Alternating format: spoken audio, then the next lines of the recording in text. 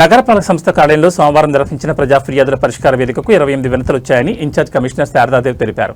సోమవారం తిరుపతి నగరపాలక సంస్థ కార్యాలయంలో డయల్ కమిషనర్ ప్రజా ఫిర్యాదుల పరిష్కార వేదిక కార్యక్రమాన్ని నిర్వహించారు. ఈ కార్యక్రమంలో కార్యాలయానికి నేరుగా వచ్చి 18 మంది వినతులు సమర్పించగా 10 మంది ఫోన్ ద్వారా తమ సమస్యలు తెలిపారు. కాగా PS4 వెనుక వీధిలో అనధికారిక నిర్మాణాలు అడ్డుకోవాలని, కొంక చెన్నయ్య గుంటలో నీటి కనెక్షన్లు ఇచ్చి రోడ్లు వేయాలని, గోదాదేవి 80 అడుగుల మార్గంలో 9 సెంట్లు పార్క్ స్థలాన్ని ఆక్రమిస్తున్నారు, చర్యలు తీసుకోవాలని, రైతు బజార్ వద్ద ట్రాఫిక్ ఇబ్బంది కలిగిస్తున్న అనధికారిక షాపులు తొలగించాలని, కొరమేను గుంటలో మట్టి రోడ్డు గుంతలమయమైంది, బాగు చేయాలని, TDR బాండ్లు ఇప్పించాలని, చిన్న బజార్ వీధిలో పడిపోవడానికి సిద్ధంగా ఉన్న చెట్టు తొలగించాలని, పోస్టల్ కాలనీలో ప్రజల అవసరార్థం బోరు వేయించాలని, రెడ్డి అండ్ రెడ్డి కాలనీలో భూగర్భ డ్రైనేజ్ సమస్య పరిష్కరించాలని కోరారు. ఈ కార్యక్రమంలో deputy commissioner Amaraiah, superintendent engineer Shyam Sundar, municipal ఇంజనీర్లు Tulasi Kumar, health officer doctor యుమాన్ మిష్, రెవెన్యూ అధికారులు సేతుమాధవ్, రవి, ఉద్యానవన శాఖ అధికారి హరికృష్ణ, వెటర్నరీ ఆఫీసర్ గుణశేఖర్, DGలు తదితరులు పాల్గొన్నారు.